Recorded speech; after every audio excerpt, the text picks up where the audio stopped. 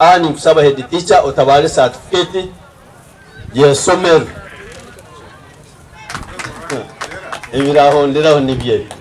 Yes, yakana erikisalizi primary school agu masomero ga government baitu wakisalizi atumero wakasimbi kikuzoka abukugo teacher wakasimbi baitu mgejo mkuru abo basigaize nabo Burundi yo gumu bagisingo kuija nibakugaro mu and teachers murura abantu bano abakusobora kujamo ubundi biro bino ibintu bikahinduka buli omwanya ngiri aenda kufuna. So webale muno umwesije Samuel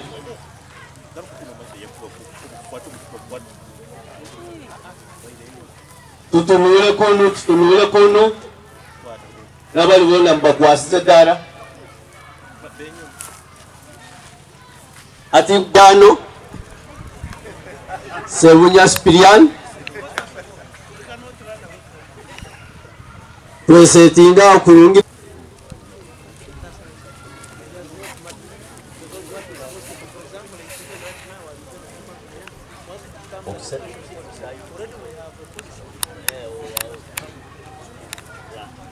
I am Dr. Emely Kugonza, Member of Parliament for Buyanja East County here in Kibale District.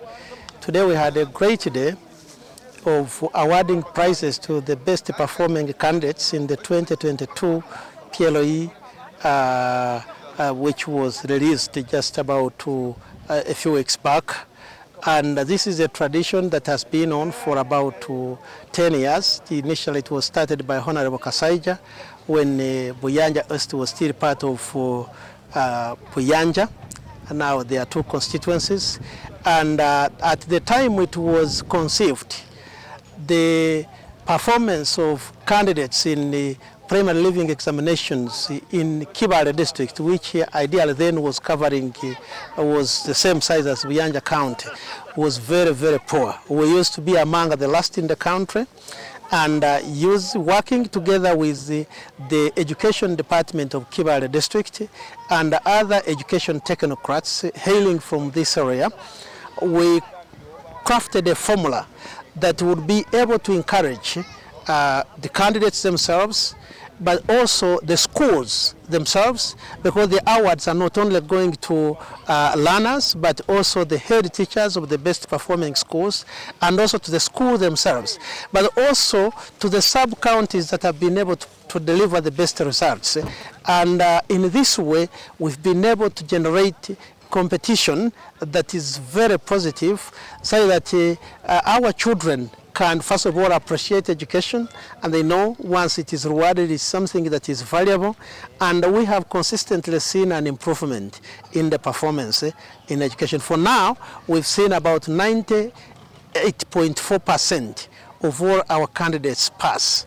And that is a tremendous improvement. Of course, many people will want to talk about Division 1, Division 2, Division 3, Division 4. But for anybody between Division 1 and 4 has actually passed. And that is the standard of the Ministry of Education and Sports.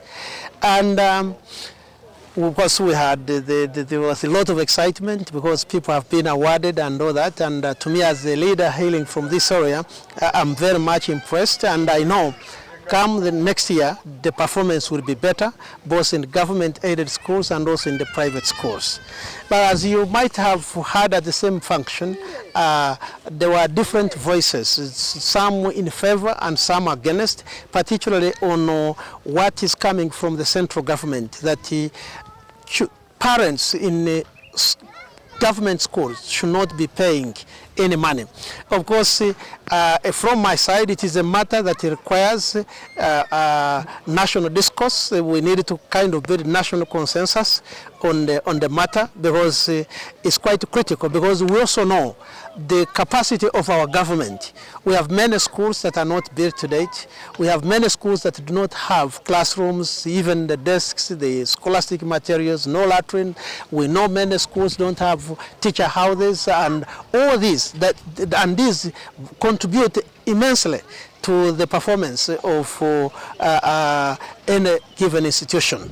And we know, of course, like in terms of feeding and all that, of course, government has been very supportive in terms of encouraging parents to provide foods, even in their schools, and so that at least they can pack for them in a modest way, at least for children to be able to get some lunch at school, and that's a welcome development. But we've seen also self-help initiatives that have been able to deliver greater results. And looking at the case for Kibale, the schools that have performed better from the government side are those schools where the parents and the school leadership have worked out a strategy where parents were contributing. And contributing in terms of, yes, providing for weekend education, yes, of course, policy-wise, is it acceptable? Should it be the way? Of course, that is a matter that is debatable, but it has been able to deliver the results. And of course, on the other hand, there are those who are saying, no, we shouldn't be able to contribute. We'll let government shoulder the burden. But when you look at the capitation grants, one will need to also to interrogate this and ask how much can this do? And, but of course, when you look at the private sector, other church-founded schools and faith-based schools, you find the performance is better because there is another arm that is bringing in resources that the parents themselves are not able to raise. And of course, from my side, I think the debate is healthy to kind of, yes, government as the primary service provider should shoulder the burden. And of course, if it is able to do so, certainly nobody should be able to be asked. But even when there is a model of self-help, our argument is don't touch the school children. Let the learners keep in schools. If you have an arrangement as parents of the area, and probably you have also working with the private sector, no, I think it is a welcome development, because even the constitution itself demands us to be patriotic, to be able to provide and do something for our areas. But this should not be at the expense of the children. And to that, we really support the president. No child should be out of a government school because a parent has not been able to make a contribution. So the contribution should not be a kind of a passport for a child to remain in school.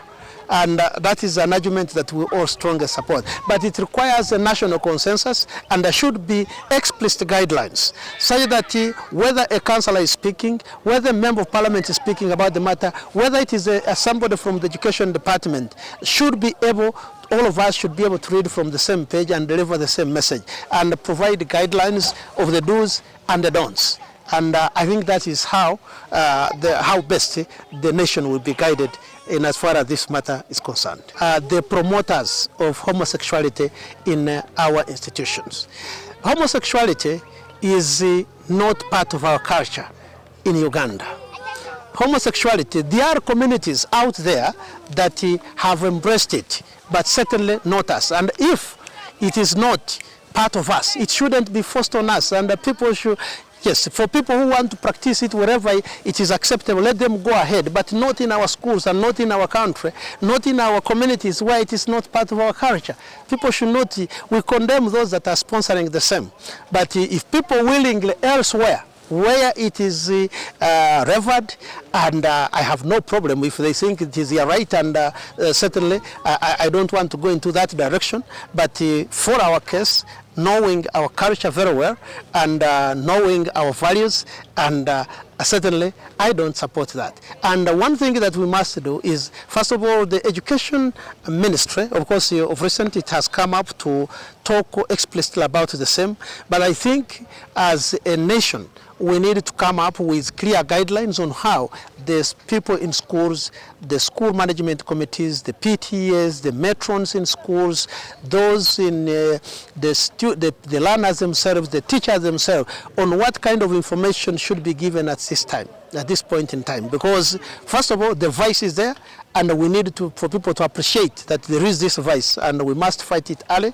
And to fight something, you need to be adequately equipped with knowledge and information, and the government needs to come out aggressively to provide this in all the spaces, the media spaces, TV, radios, print media, and also through policy and maybe information, education, communication materials to be sent out there to the different schools so that people may be able to know. And also to kind of already early warning signs to see what is it that we must be looking out to, what probably would be the conduct. If somebody probably is inviting you, is a teacher inviting you to go to his home and all that, late at night or just privately, you don't have to accept. And also schools to also come up with probably extra guidelines in terms of regulations to kind of bar certain activities, certain movements at different times, and this will definitely help. So that is quite important. First of all, we are in a world where we are trying to look at a money, the whole world, big just a money economy, the money world. And you cannot just sit down and watch. Parents and every member of the community must get involved in a productive activity. We are lucky that our government is promoting and supporting this kind of direction. It has provided different funds, Myoga, now we have parish development model, and being youth, women and others, and of course a number of other programs, the roads, the health, education, and all that together are actually trying to ensure that they deliver a Ugandan at the next level. But we need to take advantage of these opportunities. There are also the private sector, the civil society sector, there are also faith-based organizations. All these are running different programs. One must be able to pick out what is it that I must do at a household level. But what is of great importance is that any household, every household should be able to develop a vision for the household. They need to work together, husband and wife, together with their children, moving into a particular direction. Look at what needs to be done, what is missing, who must provide what, and that unity at a home level will definitely be able to deliver the kind of development that we need. And of course, there are many opportunities. In this country, the poverty, yes, today we can be labeled a poor country, but given the massive resources that we have, this should never be a poor country. We should never have poor people here, but unfortunately we do have, and that's why we need also to go back to kind of reflect on what has gone wrong. And I think this brings me to the issue of mindset change. It's one of those pillars under the parish development model, and it's very clear in the policy framework that was indicated that this was going to precede any other intervention under the parish development model. But unfortunately, this is something that has been relegated to the periphery, and yet it is very fundamental. In my view, this country has never been short of money, but it is how to utilize the money.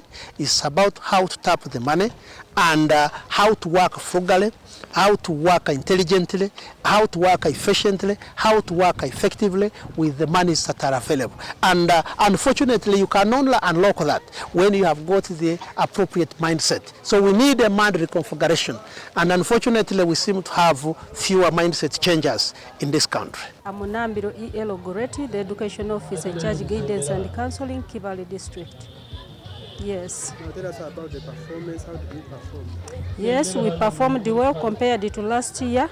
We got 240 first grades, 1,161 second grades, 464 Division 3, and then 254 Division 4. We had 254 Division 4 and 154 Division U. And 34 were absent, and that is all. We had 2,302 candidates, and for this year we scored 98.7% pass. Yes. What does it mean? It means that there has been a lot of support by parents. The children, the head teachers have put in a lot of efforts, including our stakeholders, the political wing. Like today we are here for the awarding ceremony, which is also helping these learners which is inspiring them. My message to the government is to increase on the capitation grant. If these schools are to stop asking for money, there should be increase of capitation grant, more teachers should be put, and then infrastructure should be improved. If they improve on those, I think there will be no need for these schools to request for money from parents. Yes. But as parents, really educating their children or their neglected? I'm also encouraging the parents that there are very many learners who are still outside the school, who have not even reported for second term. We request our leaders to mobilize, to help us mobilize more, especially the political wing, to mobilize other parents who are still having learners outside the school, to encourage them to come and study. Name is Sister Mary Rosaria Katsabe, a sister of Notre Dame. We are serving here at Busesa, and we have primary and secondary school. We are grateful to God for the good performance here in Kebale district and under our service and the care of the Sisters of Notre Dame. What helped us really to do well, first and foremost, is to serve the people of God, to love, to service above self. Because sometimes you find that people don't want to serve, they don't want to walk an extra mile, but that made us succeed. Secondly, is a system that you set in a school, and this system goes hand in hand with maybe timetabling, the follow-up of the teachers, ensuring that time is well used, and encouraging children. Sometimes we get children from poor backgrounds, but we encourage them to do well, we love them, we support them in all areas. So I believe that made us to do very well. So the hard work of the teachers, we are really grateful for that. So we also, what made us work very well or excel was the district. Of course, we used to get inspectors coming to our schools to ensure that what we are doing is okay and we are on the right track. So we thank God for the district inspector of schools who used to come to our school to ensure that, to follow us up, to ensure that we do very well. We thank the parents greatly because their contributions also made us excel. Abazere ntubasiima habokurangu basagikira kurangu bakasagika abana batuhereza school fees bakabata kutudagisa ekitu abasabaga bakituhaga tuwaze twagenzire buli kintu kyona kitwakozera abazere bakabali enyuma yaitu nitubasiima. So ebyo nibyo bintu ebimu nebimu ebyatuyambire kukora kurungi.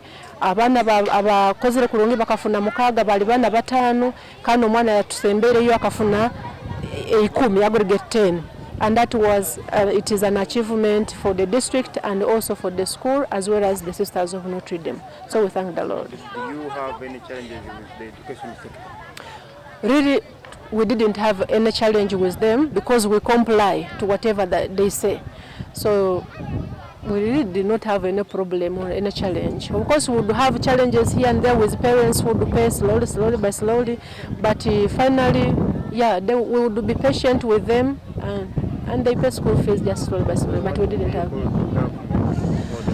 Well, the call to education is collaboration, to work together with the parents to make sure that they set systems also in their schools. Of course, these systems we are using to excel, government has set, but also to empower the teachers. To empower the teachers to ensure that they are doing their duty. They are reporting on time, they are not wasting children's time, to ensure that supervision is tightened up, to ensure that these government schools also continue to work hard. Of course, there are some private schools that also didn't excel, but also to ensure that whoever is deployed in the school is qualified and to ensure that they are doing very well. By names of Hon Emely Mary, a resident of Katoga village.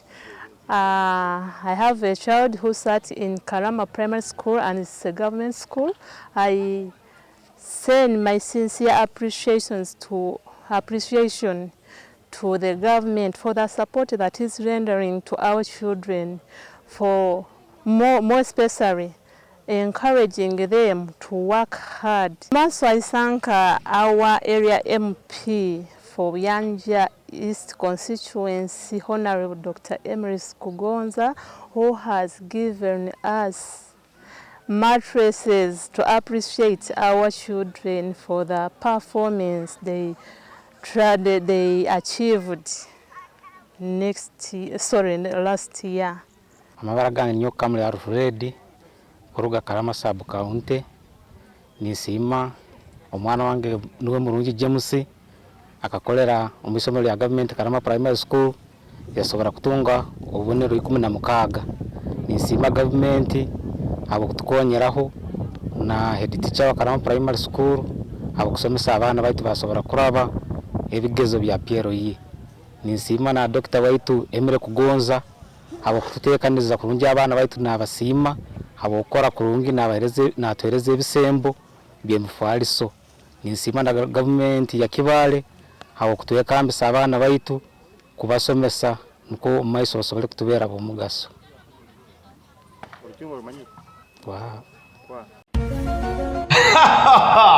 Iwe munywano wanje omugishangugu n'abesigwa Real Estates Limited abari kusanga muri Katete Kampala Mbarara aha Silver Plaza Building first floor oyinde plot nogiguza ninga noyenda kugura noyenda famu ninga noyenda kikari manyaba nibo besigwa bonka omuri Mbarara Western yona ori Kampala ninga shojya heru n'abesigwa nibo bonka abari kuguza kintu ekitari mu mbeho yona ninga cyo kibakweta ngo ne cyamazumi ecurize gukora n'iki munywano wanje bateras mweze 0 mukaga nkaga nemwe nshanzu ni 5 ashatu nina ningashi 0 rina mushanzu 0 anana munana tested and trusted never squad.